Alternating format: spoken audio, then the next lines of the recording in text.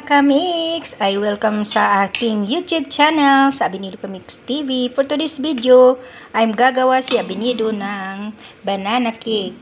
So dati-dati ay 4 lang na banana ang ginagamit ko. Ngayon ginawa ko ng 6 kasi maliliit naman siya. Yan. So siyempre dudurugin natin yan sa tinidor. At ito ang aking ingredients sa aking banana cake. Dahil pag 4 na saging, 2 itlog. So, 6 ang ginawa ko, kaya 3 itlog, 1/4 na brown sugar, 1 teaspoon na baking powder, 2 cups of all-purpose, 2 ganito. Kasi kung 4 na saging, 1½ cup lang. So, dinagdagan ko kasi ng 2 saging, kaya naging 6. Kaya kailangan 2 ganito. Ikaw na bahala mag-adjust. So, ganyan. At syempre, maglalagay tayo nito ng 1/4 cup of oil. Tsaka kunting asin. So, bahala na kayo. So, dudurugin na natin ang aking saging para siya ay durog na durog. Kailangan durog na durog siya. Yan. Mamaya ko na lang ipakita sa inyo pag durog na mga kamix. Okay?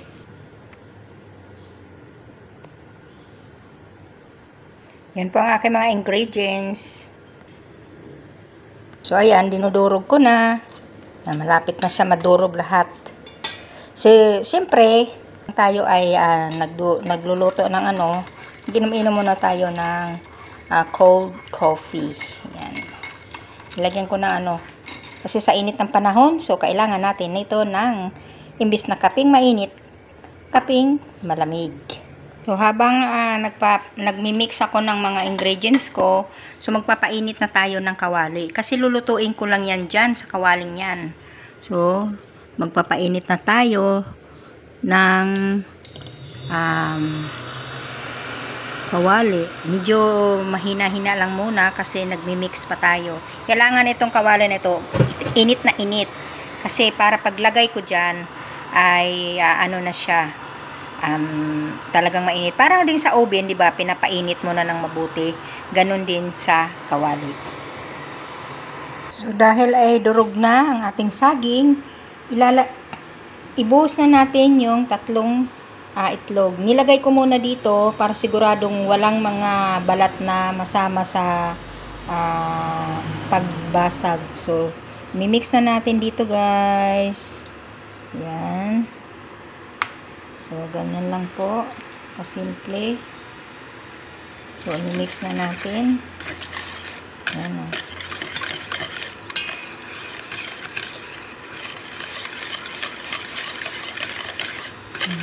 At ihuhulog na rin natin yung asukal. Ayan, asukal. At saka 1 cup na harina para sama-sama na siyang i-mix. Dagdagan ko pa yun ng 1 dahil 2 cup ang harina dapat. So, ibubuhos na natin ang pangalawang cup na harina. Ayan. Ibubuhos na natin ang 1 tablespoon na baking powder. Sama-sama na yan, guys, mga kamix. At 1/4 cup of oil.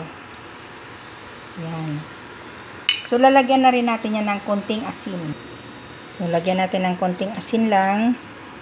Ayan. So, i-mix na yan. Hanggang mix na mix dapat na yung malapot na malapot siya. So, yan mga kamix, oh. Yan.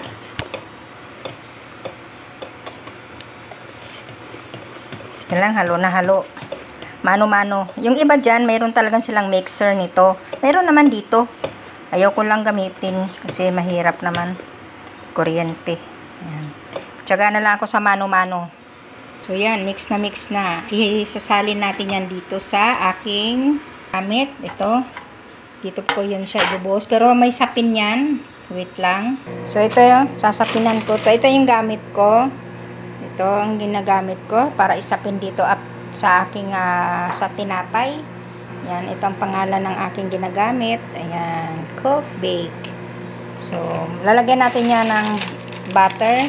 diyan para hindi siya dumikit. At syempre, para maging masarap ang ating cake, ay lalagyan natin ng dark chocolate chips. Ayan. So, imimix natin yan dito. Yung iba, imimix natin yung iba dito. Ay! Yun. Yun. Ayan, oh. Minimix ko siya para magiging masarap. At maglalagay din naman ako ng toppings niyan. So, yan. So, ibibuhos na natin yan mamaya sa ating lalagyan.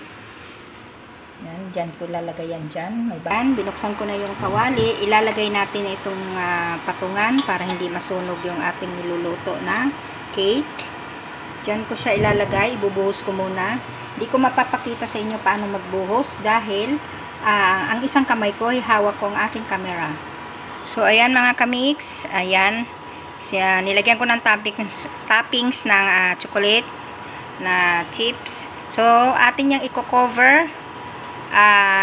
Mag-wait tayo ng 1 oras at bago natin buksan. At tutusukin natin yan ng kung luto na sa loob. Pag naka 1 oras na. So, wait natin yan after 1 hour. Yan, kinover ko na. Mga kamix, malapit na mag 1 hour. Yan, oh. Umalsa na siya, diba? So, wait natin yan para sa 1 oras na. Kunting minuto na lang. Minsan nabubulol talaga ako. Ano? Ay, nako. Ganun talaga pag maraming iniisip. So, kunting minuto na lang. At maluluto na ang ating merienda, ang banana cake with chocolate chips. So, yan na po. Luto na ang ating banana cake. Ayan, bubuksan ko na. So, tusukin natin. Oh, ibig sabihin, luto na. Kasi 1 hour na. Pag walang nakadikit, walang basa, ibig sabihin ay luto na. So, thank you for watching, mga kamix. Huwag niyong kalimutan pindutin ang bell. At don't forget to subscribe my channel, Abinido Kamix TV. Bye. God bless. Thank you sa watching niya sa aking channel. Bye-bye. Mwah. Ingat kayong lahat. Ingat.